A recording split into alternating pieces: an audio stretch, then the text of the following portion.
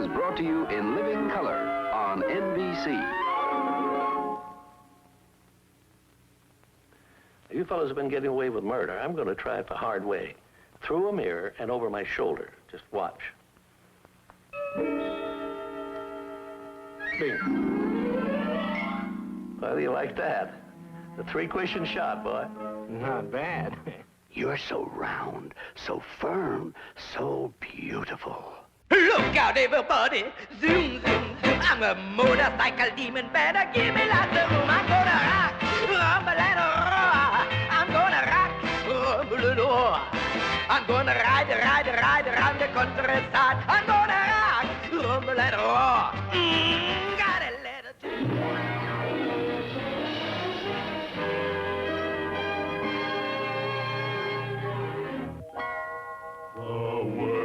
A carousel of color, wonderful, wonderful color. Walt Disney presents The wonderful world of color. a bit of movie magic with A Rag, a Bone, a Box of Junk.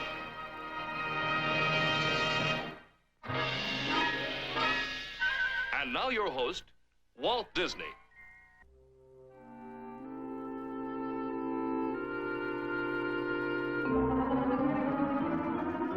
On this program, a bit of magic. That's what the show is all about. You know, when I arrive at the studio in the morning, my desk is always nice and neat. But it doesn't take long for it to look like this. However, instead of bothering my busy secretaries with house cleaning problems, I tidy up myself. It's really quite easy. Watch. Now, here we go. A one, a two. That's it. One. Scripts, come on, get over there. Get over there where you belong. Correspondence, neat. Make a neat pile there. That's it. Pencils, come on. That's it. Now, come on, paper clips, come on, get them. Get in there, get in there. That's it. That's good. Now, don't overdo it. This eraser, or one like it, and scores of other inanimate objects will be the stars on this program. By using the magic of stop-motion photography, we find that it's possible to give life to anything. No thanks, I've had enough coffee for now. On this program, we have two very unusual subjects, and our production of them was entirely different from anything we had ever done before. When we decided to make these pictures, we set up a rather unique department that specialized in this sort of thing. At first, I wasn't sure if they were junk collectors or artists, but I'd like to show you how it happened. And by movie magic, we'll find ourselves in the workshop. Sorry I kept you waiting. I forgot my box of junk, which leads me to what I was saying a short dissolve ago. This explains my box of junk. Notice to fellow employees, when you clean out the attic, basement, or your garage, call us before you call the junk man. You may be harboring a hidden movie actor. Your cooperation will be appreciated. P.S. We can use anything. From the strange assortment of packages I've seen coming into the studio, I'd say the boys are getting a favorable response to this notice. Hi, Walt. Hi, Marla. I see you've been cleaning out your attic. No, garage. We don't have an attic. Oh, that's too bad. Just put it down. No problem. Well, here's my contribution. How's everything going? Oh, fine, Marla. We're waiting for Walt. He's bringing in the television audience for Oh, hi, Walt. Hi, Walt. Hi, fellas. I brought my box of junk and the television audience. Oh, hi. We'll be ready in a jiffy. We're just assembling the cast. Thanks, Marla. Don't forget us the next time you clean out your attic. Garage. We don't have an attic. Boy, the response to the bulletin sure brought in a lot of junk. I guess everybody cleaned house over the weekend, Walt. Including Mrs. Disney. She sent that box over there. Yeah? She didn't say anything to me about that. Oh, no.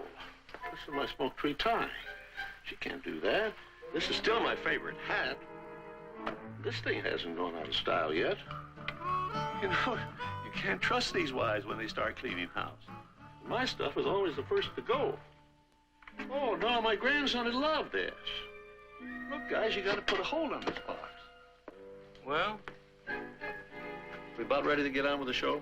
Well, the cast is about set. Here's old Father Noah and his 3 sons. And I'm gonna make a moose out of that, a goat out of that, and a flamingo out of that stuff. Look, I thought you guys said you'd have it all assembled by the time I brought the TV audience here. Well, assembling's the easy part. It's gathering all this junk that's so tough. Well, if it's so easy, let's see how quick we can get it assembled. Like this, maybe. Okay. Okay, she's all yours now. This is a little trick I learned from Mary Poppins. Hey, how about that? How'd you like to try your hand at making a hippo, Walt? Well...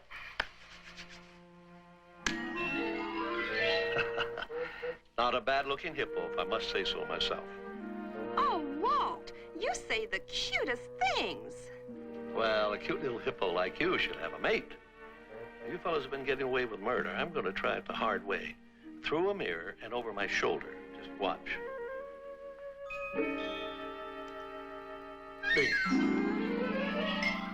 How do you like that? A 3-question shot, boy. Not bad. You're so round, so firm, so beautiful. Oh, Harry, you say the cutest things. Well, enough of this. Let's get on with the show. Are we ready, boys? 1, 2. We went this way. Bill, will you please explain to our audience what you're doing? Now, if you folks out there have any questions, feel free to speak up.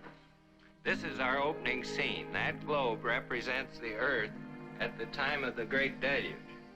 We have it suspended by very thin wire that won't be picked up by the camera, giving the appearance that it's actually spinning in space. What's the air hose for? That's a very good question.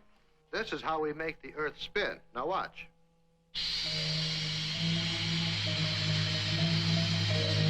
Very clever. Now, as Walt said, let's get on with the show. Okay, fellas, we're about ready for a take. Now, when this Earth was just beginning, there was much fussing and fighting and sinning.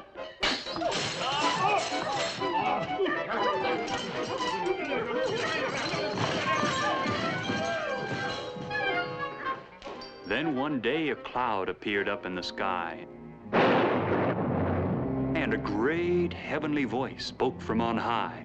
"O good man Noah," said the voice, "the things I see leave me no choice. I must send rain and flood one day to wash the wickedness away. But what few things are good and true, those will be spared to start anew. Now, Noah, you must build an ark, and these dimensions you will mark, 300 cubits for the length. To cut such logs will take some strength, 30 cubits high and 50 wide, the entrance to be on one side, 1 window and a single door, basement, mezzanine, and main floor. It must be built of gopher wood. Is that point clearly understood? Use pitch to fill each crack or leak. I'll begin the rains in a week. You have 7 days to do it, so don't just stand there. Go, man, go!" When Noah got the message from the sky, that there would be a rain and the waters would be high, he called his sons together, and this is what he said. "Now, Shem and Ham and Japheth, no more sleeping late in bed. You see, I got some special orders. You gotta help me build an ark." "What's an ark?" "Some kind of boat, I reckon." Build an ark. How you build one? Build an ark. What's it for, Pap? Night and day, no time to play. We got to build an ark. How soon? 7 days to make it. We gotta shake it. You gotta help me build an ark. Let's get moving. The boys went in the forest to cut some gopher wood. A mess of trees were chopped in that busy neighborhood. The skies were growing darker, and time began to fly. Before they had their lumber pile, 3 days and nights went by, and Noah called out to his children, "We got to rush and build that ark." "Looks like rain. We're gonna need some shelter." Rush, build that ark. 50 cubits wide. Rush, build that ark. Length 300. Night and day, no time to play. We got to rush that ark. I need a vacation. 4 more days to do it. Let's hop right to it. You gotta hurry with that ark.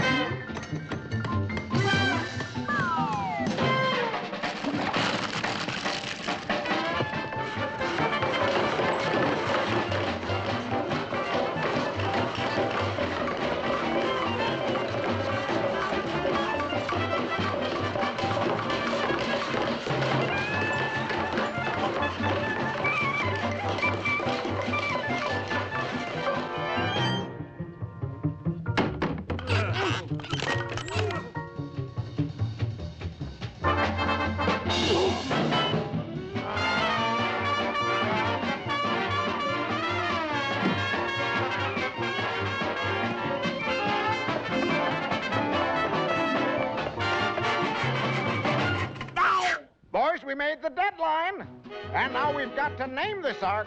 Let's see, how about Shem's Ark? Ham's Ark? Japheth's Ark? Boys, I think I've got it. Why don't we call it Noah's Ark? Oh, yeah! I guess we'll call it Noah's Ark. That's good. I like it. That's very good. That's nice. Exhausted from their job well done, it truly was a handsome one. The boys lay down to take a snooze when Noah cried, No time to lose. We've one more duty to perform. This final day before the storm, into the ark we have to bring just 2 of every living thing. Go north, go south, go west and east. Find 2 of every bird and beast. Invite each pair to be our guest. Accomplish this, and then we'll rest. The boys went out upon these words among the animals and the birds and promised them admission free, the first boat ride in history. Consummation of a highest, consummation of a highest.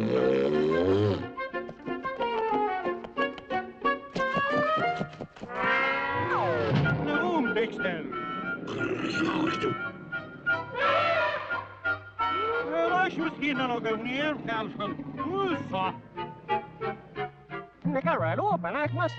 Shit, get in now. And soon a crowd began to pour across the gangplank through the door. This was the season's big affair, and all the finest folks were there. Well, the aardvark came and the antelope came. The beavers, bears, and the buffalo came to the maiden cruise of the good ship Noah's Ark. The tigers came and the elephants too. The ducks and geese and the pelicans flew to the maiden cruise of the good ship Noah's Ark. The penguins dressed in formal style. Flamingos wore their pink. The camels came in camel pile, the minks in natural mink. Then the whooping cranes gave a holler and a whoop, so pleased that they were part of the group on the maiden cruise of the good ship Noah's Ark. Noah carefully checked each guest on his list to make sure not a single one would be missed. Well, some of those guests were odd-looking critters.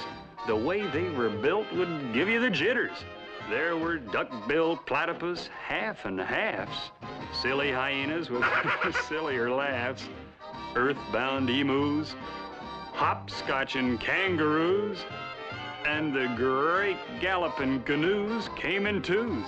Well, the chimps and monks and gorillas walked in to say hello and how have you been on the maiden cruise of the good ship Noah's Ark.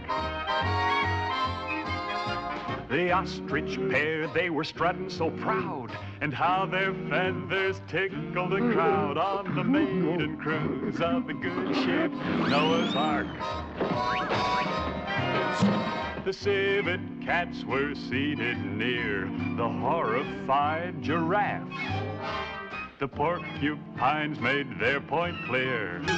They'd stick around for the laugh. Then the lightning flashed and the folks were all thrilled. They knew the ocean soon would be filled for the maiden cruise of the good ship Noah's Ark. The yaks and zebras were last aboard the ark, and just in time, for the sky was getting dark. Then Ham, Shem, and Japheth looked terribly hurt. They hung their heads and kicked their toes in the dirt. But they were all smiles and really delighted to learn they and their wives, too, were invited.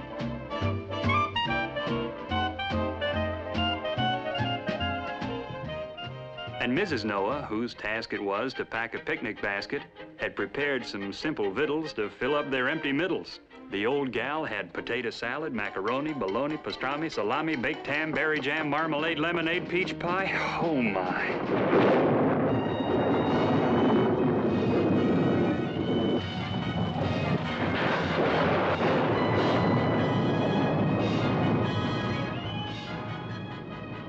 My, this was no ordinary cloudburst.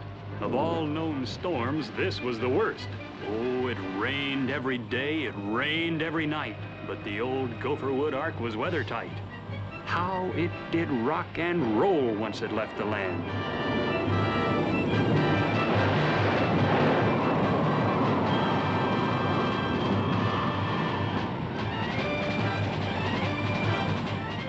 Inside, Noah had a problem on his hand. Everyone was sick, sick, sick. Sick of the rain. And bored with the food, they began to complain.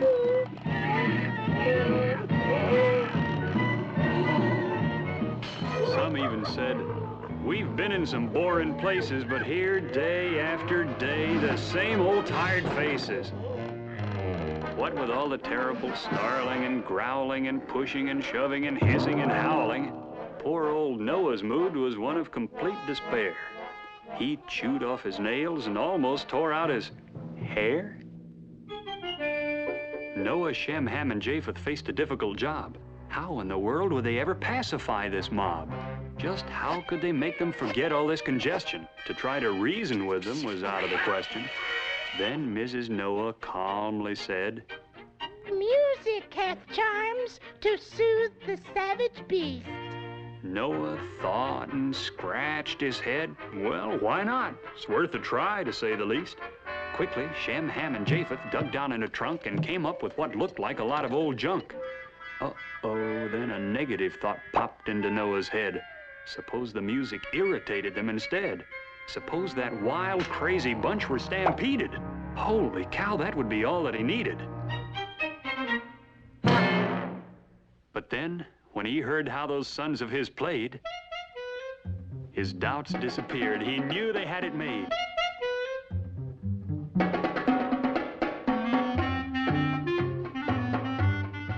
Each bird and each beast with a smile on his face turned to his mate and with the utmost of grace offered her his arm. I should say paw, or wing. Noah was so happy he began to sing. Come on and love one another, gotta love one another, 'cause we need one another as we journey on our way. Start thinking of one another, cheering for one another, standing by one another every day. When there's a storm to weather, surely you'll note that we are all together in the very same boat. So come and sing while it's raining, laughing, dance while it's raining, give up all our complaining, and we'll chase the clouds of gray. It's fun to love one another, really, love one another, truly, love one another all the way.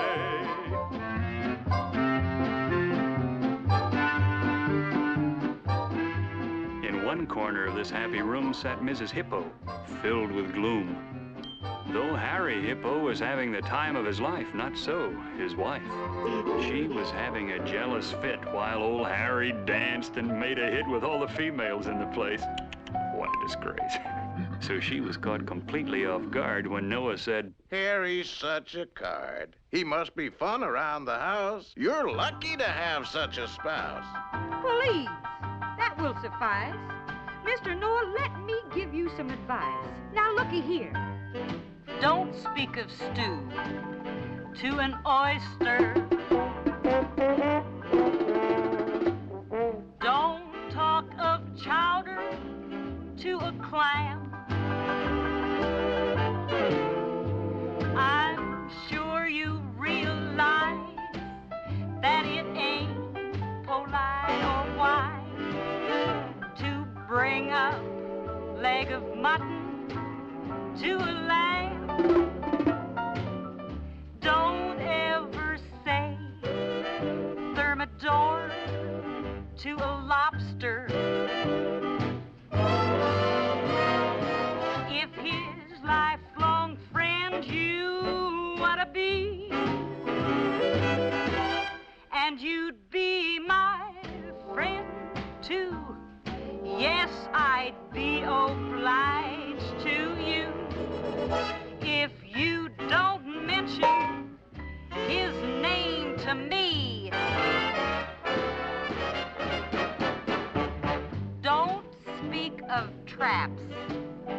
to a gopher. Don't you holler camphor to a moth. And when standing near a horse, to mention glue, of course, would put that poor old critter in a froth. And let me tell you straight, I would sure appreciate if you don't mention his name to me, Don't mention, you know who to me. Now, my dear, that's no way to act. Everyone knows for an absolute fact when he's dancing with someone else in his arms, he's only dwelling on your charm. So round, so firm, so graceful. Who, me? When you see him whisper in someone else's ear, he's raving about you, my dear. How beautiful, how ravishing. Who, me? And when he smiles at someone new, he's thinking no one can compare to you. It was love at first sight. Who, me? Yes, your Harry is true to you. Then I've no cause to be blue. Where have you been hiding all my life? Oh, Harry, you say the cutest things. Who, me? It's fun to love one another really, love one another really, love one another all the way.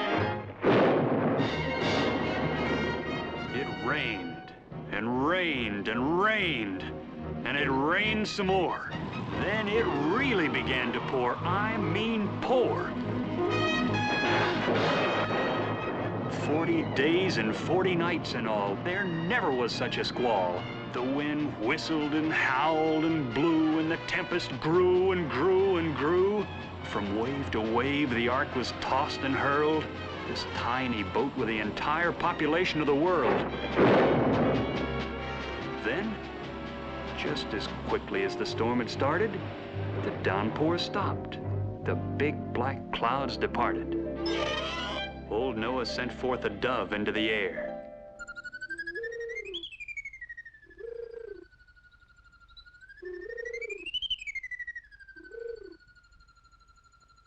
Returned with olive branch, forecast, weather fair. Noah ran quickly downstairs with what he'd heard. This was gospel truth. He got it from the bird. The rains had stopped. The skies were bright and clear. Their trip was over. They were here. But where was here? No one seemed to know, or even seemed to care. The important thing was that they were there. Then they finally saw just where they were at, beached high and dry on good old Mount Ararat. Then everyone hugged and kissed and hugged their wives. This was a trip they'd remember all their lives. Now they waved goodbye and began to descend. Yes, all ashore, 'cause this was the end of the maiden cruise of the good ship Noah's Ark. They headed home with their little ones now. The families all grew larger somehow on the maiden cruise of the good ship Noah's Ark. They all went off in little bands to Asia or Peru, to Africa and other lands where life was starting anew. Now they all could brag every place that they'd go. Our family came over, you know, on the maiden cruise of the good ship Noah's Ark. So ends the tale of the world's first boat, and of the history it wrote, and of the man who proved his worth back in the earliest times of Earth. It was the maiden cruise of the good ship Noah's Ark.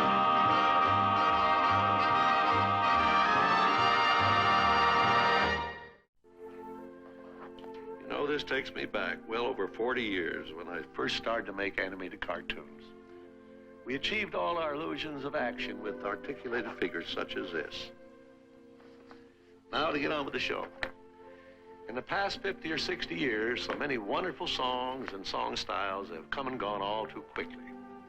Bill and X stands for Xavier, have collaborated with our studio songwriting team, the Sherman Brothers, Dick and Bob, on this project.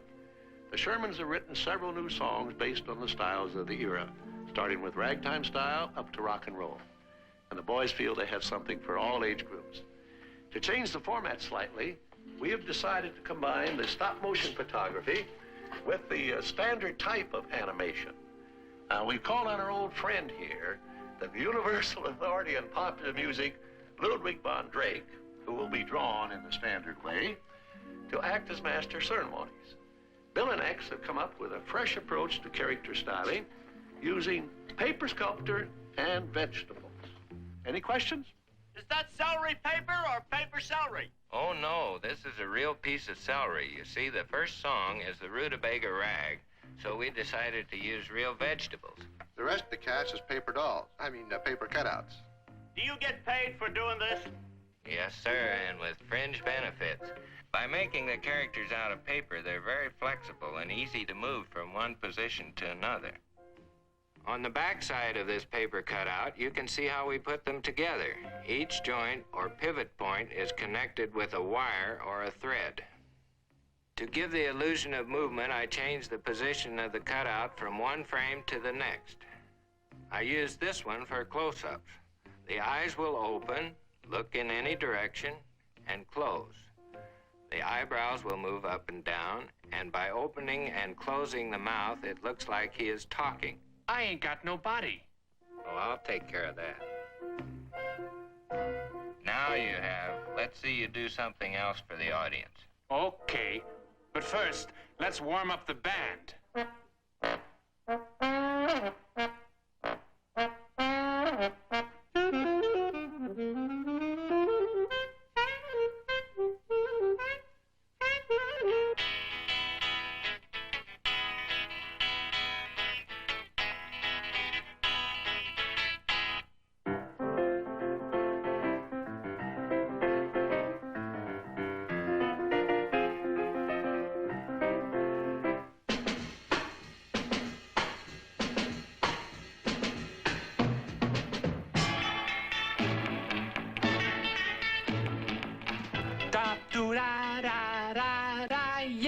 Hey, you!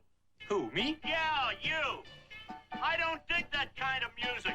I like the old tunes better. Well, friend, our host for the next segment of our show has some new old tunes, especially for you. And now, by means of movie magic, we take you to the fabulous estate of an international authority on all types of music. Give us a downbeat, Mac.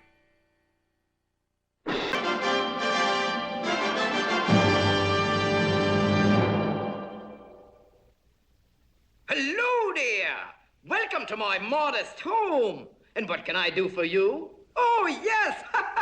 I forgot. I invited you here to answer in one fell swoop all the questions you've been bugging me about popular music. And of course, you came to the right place because they don't call me Pops Von Drake for nothing. They gotta pay me. Come in and sit down, and I'm going to play for you several hundred of the latest hit songs of the past 60 years, which naturally I wrote myself. Around the turn of the century, I was a starving musician, and I was down to my last rutabaga. And anybody knows what that means. I was dressed in rags all the time. Even my clothes was in rags. And I said to myself, that's it. I will call my new syncopation ragtime. Now, naturally, there were many cheap imitations of my ragtime. There was Ludwig's ragtime band. And then there was ragtime cowboy Ludwig. And then there was the dishpan rag. and many others which shall be nameless because I can't remember what they are. But now I'm going to give you a demonstration of my now famous Rutabaga rag.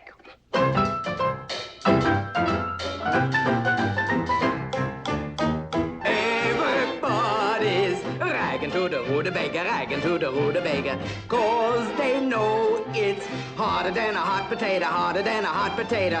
It's got a new beat. It's called a two-beat. Radishes and onions are getting corns and bunions, ragging to the Rutabaga rag. Brussels sprouts are wearing out their new galoshes, dancing with the summer squashes. Let us do it. And asparagus and limers, they're becoming real ragtimers by the numbers. Broccoli and celery and cool cucumbers. Love that little syncopator, lifts you like an elevator. Red hot Rutabaga rag.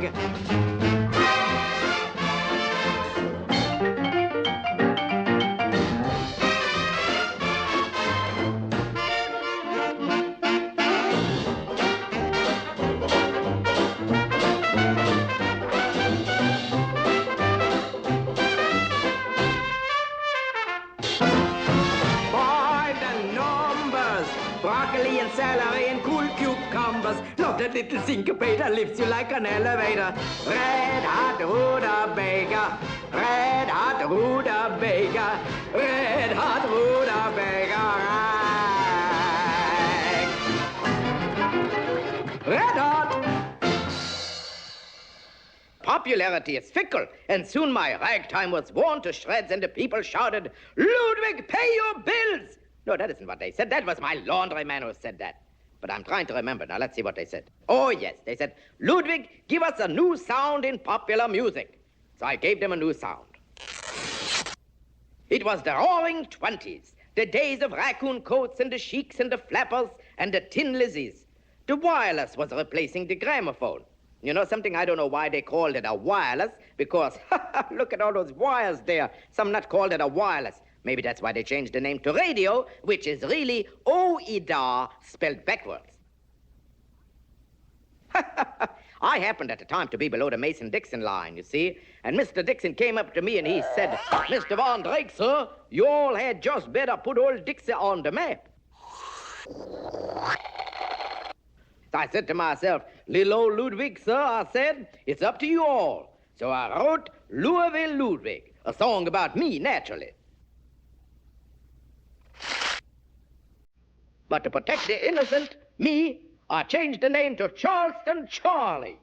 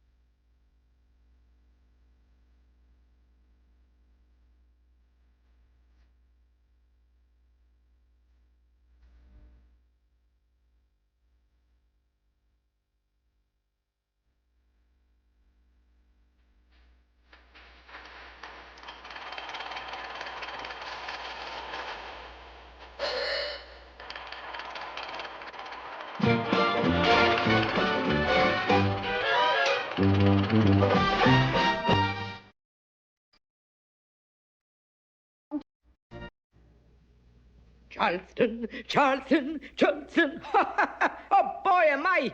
Poop-a-doop. Things really began to get rough. We had a depression.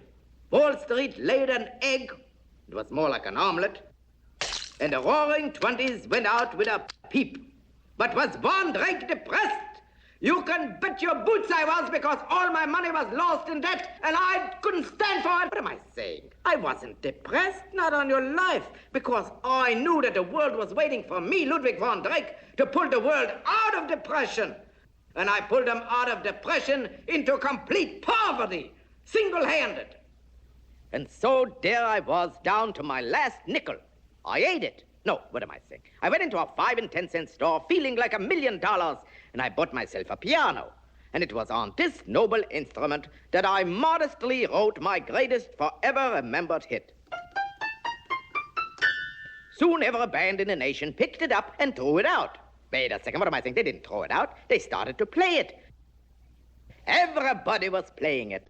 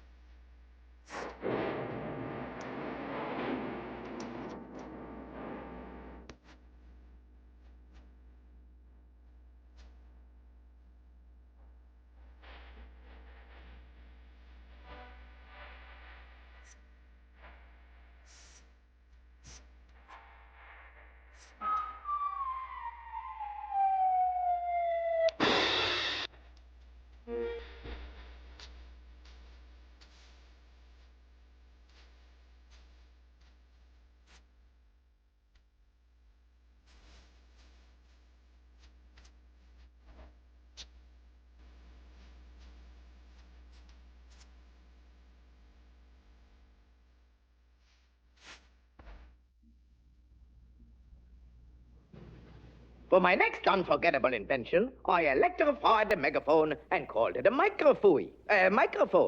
And for this, I created a singer called a crooner.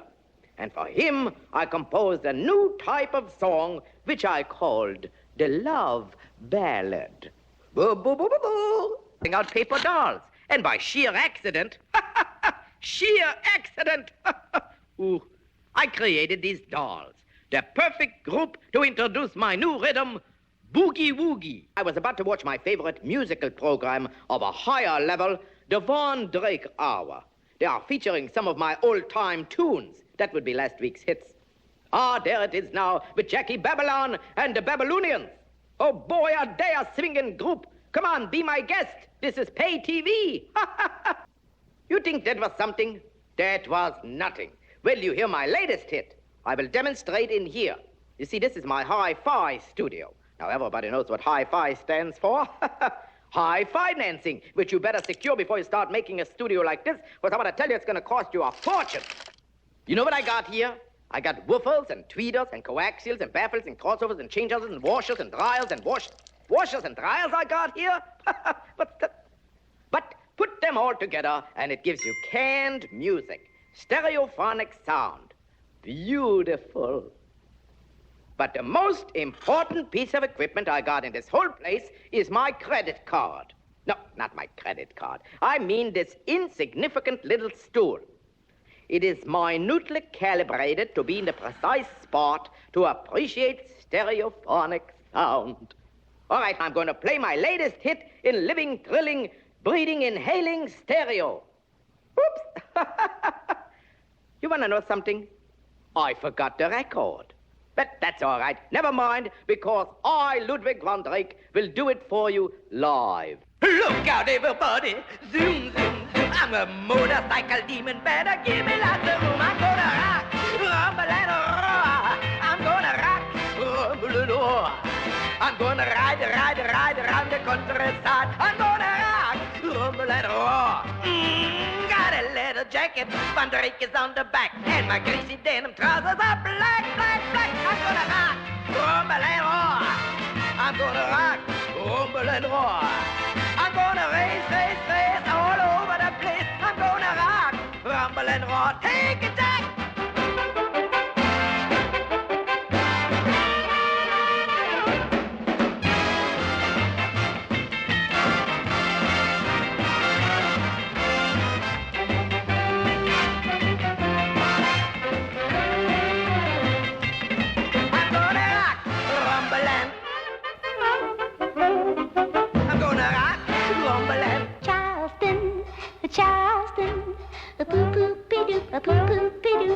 I'm gonna rock, rumble and find $1 million in your smile, in your smile. I'm gonna rock, rumble and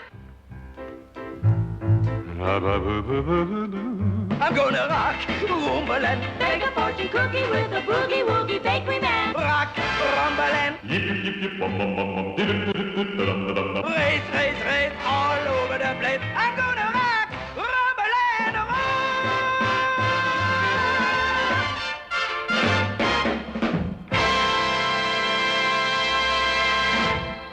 Well, now that we've got on with our show and have come to the end. Very clever. How you gonna top it? Well, my friends, you just stay tuned in about a minute and... And we will show you some scenes from our next program, right? Right.